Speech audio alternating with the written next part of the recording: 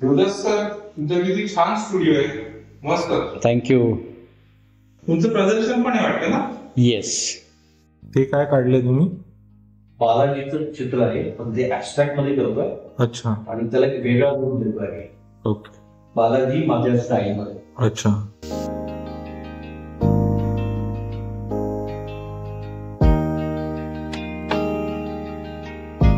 नमस्कार. The success talk शोच्या आजच्या भागामध्ये आपल्या सगळ्यांचं स्वागत आहे. आज आपल्या सोबत आहे मिस्टर देवीदास खंडारे. हे कला दिग्दर्शक आहेत आणि खूप साऱ्या चित्रपटांसाठी, मालिकांसाठी, वेगवेगळ्या कन्सेप्टवर आधारित त्यांनी त्यांच्या कलेचं प्रदर्शन लोकांसमोर केलेलं आहे. त्याच्यासाठी त्यांना राज्य सरकारचा पुरस्कार सुद्धा मिळाला आहे. आणि अशा प्रकारे एक कलेची जोपासना करणं हे त्यांच्या जवळपास 25 पेक्षा जास्त वर्षांच्या कलेची साधना आपण म्हणतो त्याचं ते प्रतीक आहे. तर देवीदास सर, आज आम्ही तुमच्या स्टुडिओमध्ये आलो, तुमच्या सगळ्या कलाकृती बघितल्या, खरंच खूप छान वाटलं. आणि आज आपल्या द सक्सेस टॉक शो मध्ये तुमच्या कलेच्या साधनेबद्दल आपण एक थोडक्यात चर्चा करणार आहोत. कारण की प्रत्येकासाठी आपल्या यशाची व्याख्या ही वेगळी असते. तर थोडक्यात तुम्ही तुमची ओळख आमच्या दर्शकांना काय करू? थोडक्यात गेली 28 वर्ष मी चित्रपट क्षेत्रामध्ये आहे. कला दिग्दर्शन करतो. वेगवेगळ्या फेस्टिवलमध्ये मला 15 अवॉर्ड्स आहेत. त्यामध्ये महाराष्ट्र शासनाचं सुद्धा आहे. आणि आर्ट डिरेक्शन म्हणजे काय, चित्रकला ही माझी आवडती उपजत आवड असल्यामुळे मी आर्ट डिरेक्शनकडे वळलो. आणि गेली 28 वर्षात फक्त चित्रपट क्षेत्राचं आर्ट डिरेक्शन न करता माझ्या डोक्यात 15 वर्षापासून काही पेंटिंग्स, युनिक पेंटिंग्स करायची इच्छा होती. ती आता ही 9 सप्टेंबरला 9 ते 15 सप्टेंबर 2025 मी करतोय एक्झिबिशन. हे माझं फर्स्ट एक्झिबिशन असेल. तर मनातल्या काही गोष्टी, जसं काही लोक काव्यातून आपली मतं व्यक्त करतात, काही कवितेतून व्यक्त करतात, काही स्टोरीतून, काही गाण्यातून, मी चित्रकलेच्या माध्यमातून मी व्यक्त होतो. नक्कीच. असं म्हणता येईल की कलाकार हा एक अनुभव समृद्ध व्यक्ती असतो. आणि कलाकार, समजा चित्रकला या विषयावर आपण समजा तुमच्या अनुभवातून आपण आज खूप गोष्टी शिकणार आहोत. तर वयानुसार किंवा अनुभवानुसार सुद्धा आपल्या चित्रकलेमध्ये एक प्रकारची परिपक्वता येते, किंवा आपण म्हणतो की आपण त्या रंगांना, आपण त्या कॅनव्हासवरच्या त्या पॉइंटला, जिथे आपण जो रंग भरतोय, त्याला एक वेगळं डेप्थ देऊ शकतो. आणि तुमची आज स्टुडिओमध्ये मी एवढे सारे पेंटिंग्स बघितले, त्यातनं त्या गोष्टी लगेच कळतात की कशा पद्धतीने हे विचार करून तुम्ही हे सर्व करताय. तर याची प्रेरणा तुम्हाला कुठून मिळाली? शिकता 28 वर्षात वेगवेगळे कला दिग्दर्शन भेटले. अनेक चित्रांचे प्रदर्शन, जहांगीर गॅलरी असू दे किंवा ताज असू दे किंवा मॅगझिन असू दे, अशा गॅलरीमधून मी माझा फेरफटका असतो. महिन्यात एकदा तरी फेरफटका असतो. त्यामुळे वेगवेगळ्या चित्रकारांच्या चित्रशैली मी अनुभवलेल्या आहेत. शिवाय बालपणापासून ते आतापर्यंत काही गोष्टी अनुभवलेल्या आहेत. काही अनुभव, कटू अनुभव, काही चांगले अनुभव, हे आत्मसात करून मला शिकता चित्रकला ही उपजत होतीच माझ्याकडे. पण नंतर माझ्या शिक्षकांनी, वेगवेगळ्या कला दिग्दर्शकांनी आणि शिक्षकांनी आणि ह्या फेस्टिवलमधून जे मला अवॉर्ड्स मिळत गेले, त्याचा माझा उत्साह म्हणजे प्रेरणा आणि मला शाबासकीची थाप असते, प्रोत्साहन मिळालं. आणि म्हणून मी चित्रकला आणखीन मला काय डेव्हलप करता येईल किंवा मला चित्रकलेच्या माध्यमातून काय सांगता येईल, हे गेल्या 28-30 वर्षात मी अनुभवलेल्या गोष्टी ह्या आता व्यक्त करतो. तर जर समजा आपण विचार केला की जेव्हा आपण यशाबद्दल म्हणतो किंवा द सक्सेस बद्दल म्हणतो, तर आतापर्यंत द सक्सेस टॉक शो या चॅनलवर 100 पेक्षा जास्त एपिसोड्स झालेले आणि त्यामध्ये खूप सारे सेलिब्रिटीज, बिझनेस ओनर, आणि त्यांनी त्यांच्या आयुष्यामध्ये खूप काही, आपण म्हणतो की प्रत्येक यशस्वी व्यक्तीला त्याच्या आयुष्यात स्ट्रगल करावं लागतं. त्याला त्याच्या वेगवेगळ्या, आपण म्हणू शकतो की त्याच्या एक संघर्षमय काळातून त्याला जावं लागतं आणि त्यातनं तो त्यावर मात करत यशस्वी होतो. तुम्ही तुमच्या कलेची साधना जवळपास 25 पेक्षा जास्त वर्ष करताय आणि वेगवेगळे चित्रपट, वेगवेगळ्या मालिका यांच्यासाठी आर्ट डिरेक्शन तुम्ही केलेलं आहे. तुम्हाला जवळपास 15 पेक्षा जास्त अवॉर्ड्स मिळाले. आणि या सगळ्या गोष्टींचा जेव्हा आपण विचार करतो, तेव्हा एक आपल्या मनात एक उमेद असते, एक आपल्या मनात एक इच्छा असते की आपल्याला काहीतरी करायचंय. तर असं तुमची कोणती कोणती स्वप्न होती, त्याबद्दल थोडक्यात सांग. स्वप्न त्याची बरीच आहेत. म्हणजे स्वप्नांचा काय अंत होत नाही. आता या चित्रांच्या माध्यमातून मला बऱ्याच गोष्टी या 28-30 वर्षात अनुभवलेल्या सांगायच्या आहेत. तर ती चित्र तुम्हाला नक्कीच सांगतील. 9 सप्टेंबर ते 15 सप्टेंबरच्या मध्ये नेहरू सेंटरला माझं एक्झिबिशन आहे. त्यात माझे विषय खूप गहन विषय, ऍबस्ट्रॅक्ट, सेमी रिअलिस्टिक, रिअलिस्टिक किंवा सिम्बॉलिक असं म्हणता येईल. त्याच्यातून मी व्यक्त होतोय आणि युनिक पेंटिंग्स मी तयार करतोय आणि लोकांपर्यंत ते विषय पोहोचावेत हे माझं स्वप्न आहे. आतापर्यंत मी आर्ट डिरेक्शन केलं, आर्ट डिरेक्शन पुढे करतच राहणार आहे. जोपर्यंत शरीरात ताकद आहे तोपर्यंत करत राहणार. लोक असं म्हणतात की शरीरात ताकद आणि मनात कला ती जिवंत असेपर्यंत आपण काम तर करत राहायचं. येस, आणि वेगवेगळ्या विषयावरती मी कला दिग्दर्शन केलेलं आहे आणि त्यामुळेच चित्रकलेची आवड असल्यामुळे मी ह्या चित्राच्या माध्यमातून तुमच्यासमोर व्यक्त होतो पेंटिंग्स व्यक्त. पण हा खडतर प्रवास साठी खूप मेहनत घ्यावी लागली. मेहनत प्रत्येकाला असते, कोणत्याही व्यवसायामध्ये मेहनत नाही करते. आपण पुढे जाल, चांगला काळ वाईट काळ येतच असतो लाईफ मध्ये, त्याच्यावर मात करून पुढे जाणार हे माझं सुरुवातीपासूनच ध्येय आहे आणि ते आत्मसात करून मी ते पुढे नेतो. सँडर्स रोडच्या झोपडपट्टीमध्ये 5वी 6वीला असताना जे गावावरून आलो, काही शाळा 1 वर्ष ज्ञान केला शाळेच्या, मग आल्यानंतर मी परत जिद्दीने आई वडिलांसाठी की मला परत शाळेत यायचं, शिकायचं. बाबासाहेबांनी सांगितलं, बाबासाहेब आंबेडकरांनी शिका, संघटित संघर्ष करा. ते वाक्य मी असं स्लोगन पुस्तकातून आणि भिंतीवरती पण वाचला होता, त्यामुळे ते डोक्यात बसलं होतं की शिकायला उपयोग नाही. अगदी 18-20 वर्ष.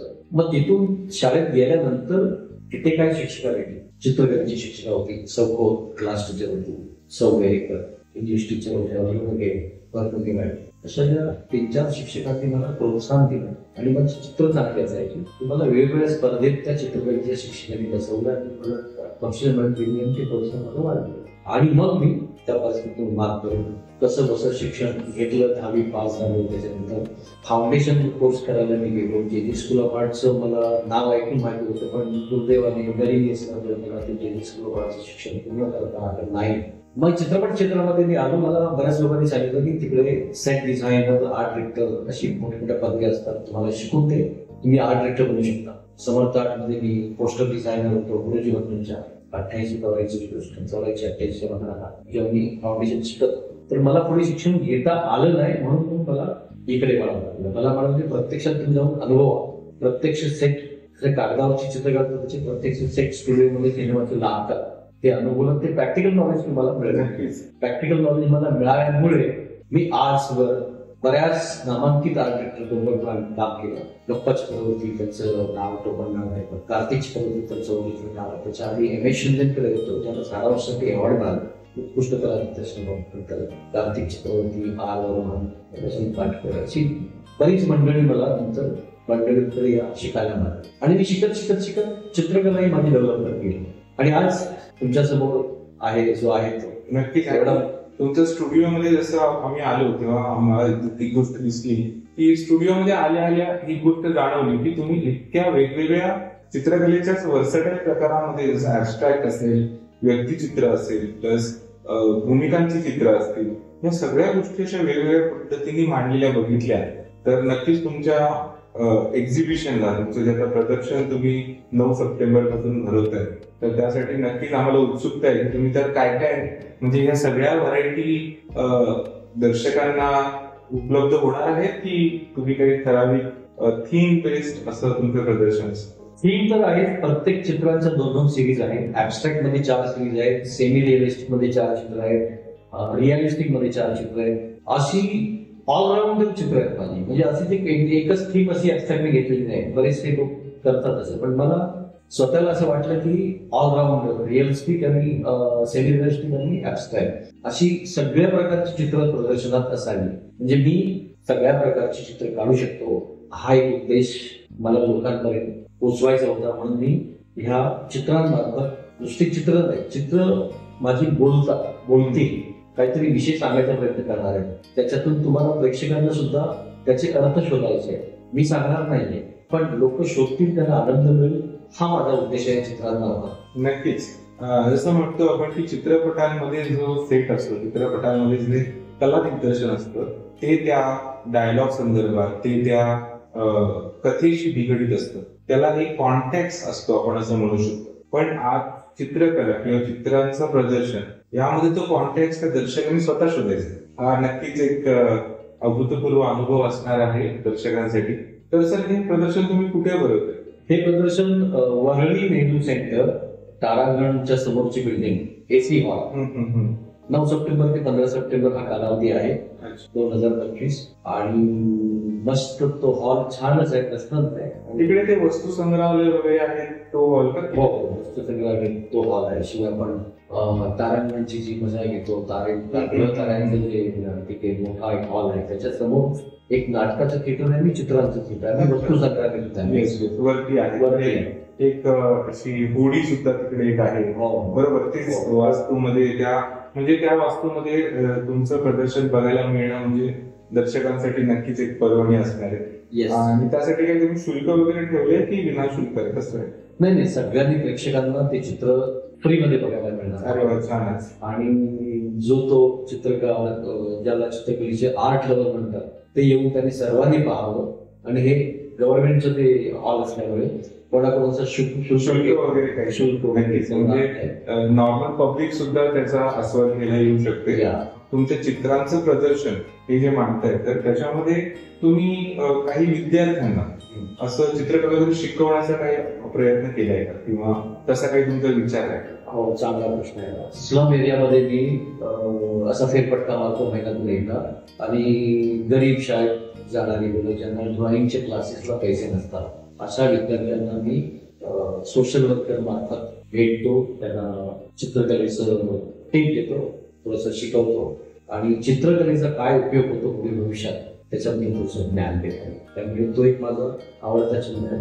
आणि ह्या चित्रांमार्फत जे काही पेंटिंग्स विकलं जाईल, काही पर्सेंटेज मी ते गरीब विद्यार्थ्यांना ड्रॉइंगचं साहित्य, वही, पेन्सिल, कलर, ब्रश असंही प्रोव्हाइड करत आलोय आणि आता याच्या पुढे करणार आहे. नक्कीच. म्हणजे तुमच्या कलेच्या जोपासनेतून तुम्ही एक सामाजिक कार्य सुद्धा करताय, याबद्दल खूपच ऐकून छान वाटलं.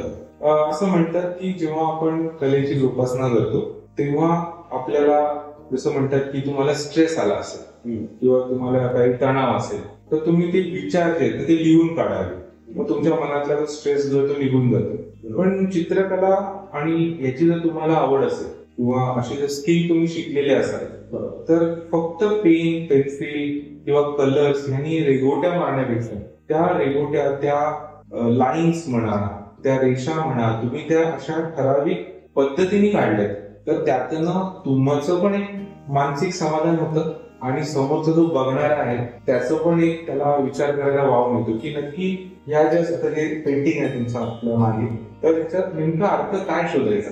लाल रंग म्हणजे राग समजायचा की सकाळचं नुकतंच तांबडं फुटणं ज्याला म्हणतात ते लाल समजायचं, की ऑरेंज म्हणजे काय भडवा समजायचं, की ऑरेंज म्हणजे एक चांगलं असं फळ समजायचं. तर अशा सगळ्या गोष्टी तुम्ही या प्रदर्शनाच्या माध्यमातून जनतेसाठी खुलं करताय, त्याबद्दल तुम्हाला खूप खूप शुभेच्छा.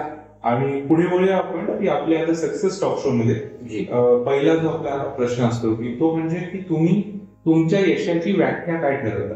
यशाची व्याख्या मला आई वडील तर आहेतच मागे होते, एक प्रेरणा देणारे. शिवाय मला प्रत्येक वेळी मिळत गेलेले गुरुवरील शिक्षक आणि वेगवेगळ्या चित्रपट करताना वेगवेगळे आलेले अनुभव, मग ती सिनेमाची नाटकही असतील, सिनेमे असतील, क्लासिक सिनेमे असतील, वेगवेगळ्या विषयाची नाटकं असतील, हा मला पाहायचा छंद आहे. सिनेमे जुने पाहायचा छंद लोकांत होतात मला, ते मी पाहतो. आणि आपल्याला माहित आहे की चालता बोलता काही क्षण आपल्याला असं वाटतं की अरे हा ही गोष्ट ही चित्रामार्फत कैद करावी, असं एखादं दृश्य दिसलं तर मी ते कैद करतो, घरी येऊन तिथं पेन्सिलने रेखाटन करतो. तर असा हा माझा प्रवास आहे आणि याची व्याख्या अशी खूप मोठी आहे, पण मला ती व्यक्त करता येणार नाही.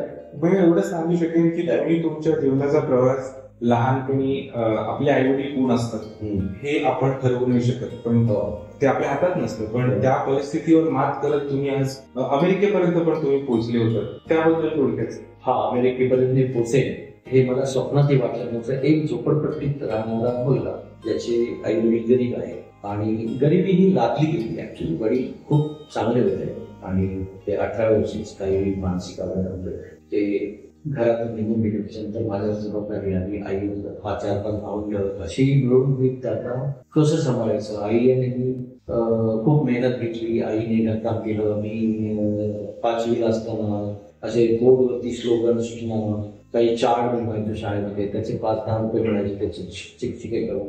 आणि मग पुढे जशी चित्रकला माझी डेव्हलप झाली, मी आर्ट डिरेक्टर म्हणून सेटवरती गेलो. असं करत करत करत करत मला एक संधी आली की एक निर्माता म्हणाला, शिकागो तिकडचे काही भाग इकडे आपल्याला सिनेमासाठी लोकेशन रेकी करायची आहे. रेकी म्हणजे लोकेशन सिनेमाच्या आम्हाला स्क्रिप्ट दिली जाते. त्या स्क्रिप्ट प्रमाणे भारतात काही शूटिंग असतं आणि अमेरिकेत शूटिंग असतं. त्या निमित्ताने मला त्या निर्मात्याने बोलवलं आणि 1.5-2 महिने मी तिकडे होतो. आम्ही सगळं लोकेशन पाहिलं. त्याचबरोबर चित्र पेंटिंग तिकडच्या काही एक्झिबिशन हॉलला मी भेटी दिल्या. तो एक अमेरिकेचा प्रवास मला माझ्या चित्रकलेच्या आवडीमुळे आणि मी आर्ट डिरेक्टर झाल्यामुळे, म्हणजे इनडायरेक्ट सांगायचं की मी आर्ट डिरेक्टर झालो नसतो तर मी अमेरिकेतून पोहोचलो नसतो. नक्कीच. पण माझ्यातली कला मी डेव्हलप करत राहिलो आणि मी अमेरिकेपर्यंत पोहोचले. माझी ती परिस्थिती नसताना, जोडीला चांगलं हे नसताना सुद्धा मी तिथपर्यंत पोहोचलो. हे माझं भाग्य. कारण असं म्हणतात की जर तुमचं काम तुम्हाला आवडत असेल आणि ते काम तुम्ही एवढ्या श्रद्धेने जर करत असाल तर त्या कामामुळे मिळणारा जो मोबदला आहे तो तर असतोच, पण त्यातनं मिळणारं जे आंतरिक समाधान आहे ते तुम्हाला नक्कीच पुढच्या लेवलला, पुढच्या स्टेपला घेऊन जायला मदत करतं. आणि नक्कीच तुमच्या सोबत आजच्या आपण गप्पा मारल्या त्याबद्दल मला खूप असं एक म्हणतो ना की कला क्षेत्रात सुद्धा आपण आपलं एक स्किल डेव्हलप केलं पाहिजे. जसं की आपण चित्र काढायला शिकू शकतो, आपण फोटोग्राफी करायला शिकू शकतो, आपण चांगले जर आपल्याला बोलता येत असेल तर आपण पब्लिक स्पीकिंग म्हणा किंवा ह्या सगळ्या गोष्टी करू शकतो. दर्शकांना तुम्ही सुद्धा असं काही करता का? आपल्यामध्ये जे एक रुटीन असतं, काही जॉब करतात, काही व्यवसाय करतात, तुमच्यातले काही जण फिक्स स्टुडंट्स असतील, काही काम करणारे लोक असतील, आपण आपल्या कामाच्या व्यतिरिक्त सुद्धा एखादी कला जोपासली पाहिजे असं तुम्हाला वाटतं का? कोणती संगीत असेल, चित्रकला असेल, तर सर तुम्ही पेंटिंग ह्या क्षेत्रात किंवा पेंटिंग या कलेचा तुम्ही एवढी साधना केली, तर त्याच्यासोबत तुम्हाला इतर काही कलांचा काही आवड आहे का? तर चित्रकलेत मी 28-30 वर्ष गुंतल्यामुळे मला आवड भरपूर होती. मला नाटकात काम करायची आवडते, सिनेमात काम करायची आवडते, पण ही जबाबदारी आणि चित्रकलेच्या ह्याच्यातून मला ते करता आलं नाही. आता सुद्धा निर्माते बरेच विचारतात की छोटासा रोल करा, हे करा, ते. माझ्या कामातून, माझ्या चित्रातून मला वेळ मिळाला तर मी एखादा सीन करायला जातो. पण माझं मत असं आहे की मी चित्रातून जेवढं लोकांना व्यक्त होतोय, चित्र जेवढी माझी लोकांपर्यंत पोहोचत आहे, ते माध्यम मला जास्त आवडतं. नक्कीच. आणि वेळेचं तुम्ही एकदम खूप छान उत्तरामध्ये समाविष्ट केलं की वेळ हा खरंच एक अशी आपली ऍसेट आहे की ते आपल्याकडे परत येत नाही. म्हणजे समजा आपले पैसे चोरीला गेले तर पैसे आपण परत कमवू शकतो. आपण एखाद्याचं काहीतरी आपल्याकडनं गहाळ झालं ते आपण नवीन घेऊ शकतो, पण जर आपला वेळ गेला तर तो वेळ काय आपल्याला परत मिळायचा नाही. गेलेली त्यामुळे आपण वेळेचा एवढा चांगला सदुपयोग करतोय. तर आम्हाला थोडक्यात सांगा, दर्शकांना पण याचा नक्कीच उपयोग होईल की या सगळ्या पेंटिंग बनवताना तुम्हाला किती वेळ लागतो किंवा कशा पद्धतीने तुमचा वेळ त्यामध्ये गुंततो? हे पहा, असं आहे रोहनजी, एखाद्या चित्राचं कन्सेप्ट डोक्यात आला, तो चालता बोलता येईल की नाही हे चित्र कसं असायला हवं, किंवा एखादं दृश्य पाहिलं, एखाद्या रस्त्यावरचं भिकारी भीक मागताना सुद्धा पाहिलं तर त्याच्याविषयी पण थोडीशी दया येते. त्याला हा भीक का मागतो, याचं बॅकग्राऊंड काय असेल, त्याला भीक मागायला निसर्गाने म्हणा किंवा परिस्थितीने म्हणा की का भीक मागायला भाग पाडला, तर असा विचाराने करतो. आणि मग एखादा विषय सापडला तर तो चांगला सुंदर निसर्गावरचं पण चित्र काढतो किंवा एखाद्या रस्त्यावरचा भीक मागणारा भिकारी याच्यावरती सुद्धा चित्र काढावंसं वाटतं. आणि विषय चालता बोलता असे डोक्यात येतात, कोणतेही ते येऊ शकतात. त्या विषयावर डिपेंड असतं की त्या चित्राला, एखाद्या चित्राला महिना लागतो, 2 महिने लागतात, आणि एखादं चित्र 2 दिवसातही तयार होतं. डिपेंड तुमचा विषय काय तुम्ही बघताय. फक्त आपण असं नाही म्हणू शकत की तुम्ही कुंचला घेतला, ब्रश घेतला, रंग घेतले आणि कॅनव्हस घेतला की चित्र झालं. ते कन्सेप्च्युअलाइज, व्हिज्युअलाइज तुमच्या मनात होणं गरजेचं आहे. आणि त्यासाठी खरं गरजेचं आहे की कलाकारांनी एका समाजामध्ये किंवा निसर्गामध्ये जिथून त्यांना प्रेरणा मिळते तिथे जाऊन ते अनुभव घेणं गरजेचं आहे. तर तुम्हाला सर तुमच्या आयुष्यात प्रेरणा कोणत्या कोणत्या गोष्टीतनं मिळते? हे प्रत्येक वेळी भेटलेले गुरु त्यांनी शाबासकीची पटलेली दिल्ली हा दिली हा किंवा चांगले दर्जेदार चित्रपट, चांगली दर्जेदार नाटकं, चांगले शिक्षक जे चांगलं सांगतात, चांगले गुरु आणि आपण लहानपणी अनुभवलेले चांगल्या वाईट गोष्टी याच मला प्रेरणा देतात. नक्कीच किती छान की आपण आपल्या आयुष्यातनं अनुभवातनं प्रेरणा घेऊन ते आपल्या कलेत उतरवणं या म्हणजेच एक प्रकारे चांगल्या पद्धतीने आपलं आयुष्य जगणं आणि तुम्ही ते करताय आणि लोकांपर्यंत सुद्धा पोहोचवताय याबद्दल तुमच्या कार्याला खूप खूप शुभेच्छा असेल. दर्शकांना नक्कीच तुमच्याशी संपर्क करायचा असेल तर दर्शक तुमच्याशी कसा संपर्क करू शकतात? नक्कीच माझ्याशी दर्शक संपर्क करू शकतील. 9 सप्टेंबरला तुम्ही नेहरू सेंटर वरळी तारांगण मध्ये या, माझे चित्र पहा, तिथे भेटा. तिथे माझा ईमेल आणि नंबर असेलच, तो मी सर्वांना देणार आहे. आणि शिवाय माझा ईमेल आहे devilas.bhandare123@gmail.com. यावरती संपर्क साधला मी तुम्हाला नंबर तो शेअर करेन. नक्की सर, खूप छान वाटलं आज तुमच्यासोबत एवढं सर्व डिस्कस करताना. तुम्ही आज आम्हाला खास तुमच्या स्टुडिओमध्ये बोललं त्याबद्दल सुद्धा धन्यवाद. खूप छान वाटलं. मी खूप छान प्रश्न विचारले. आपण महाराष्ट्राच्या एका कार्यक्रमात भेटलो होतो आणि तिथे बरेच लोकांना अवॉर्ड्स आणि मानधन मिळालं. तिथे हा मुलगा खूप शार्प आहे आणि त्याच्यात एनर्जी आहे आणि त्याचं टॉक शो तिथे आपण बोललं झालं होतं. बरेच तुमचे टॉक शो पाहिले. त्या टॉक शो मधून मला असं वाटलं की ह्या टॉक शो मधून माझी मुलाखत व्हावी अशी माझी सदिच्छा निर्माण झाली आणि ऍक्सिडेंटली तुम्ही कॉल केला आणि आज तुमची मुलाखत घेतोय आणि आज आपण भेटलो. नक्कीच. आणि तुमचं जे रोहन, तुमचं अभिनंदन याच्यासाठी करेन की तुम्ही खरोखर मोजके, चांगले आणि प्रेरणादायी प्रश्न विचारता. त्यामुळे आम्हाला आमच्यासारख्या आम्ही अभिनेते नसतो, आम्ही ऍक्टर नसतो किंवा आम्हाला नेते नसतो, भाषणाची तशी आम्हाला आवड नसते, पण तुम्ही ते बोलतं करता ही कला तुमच्यामध्ये आहे म्हणून मी आज एवढं बोललो.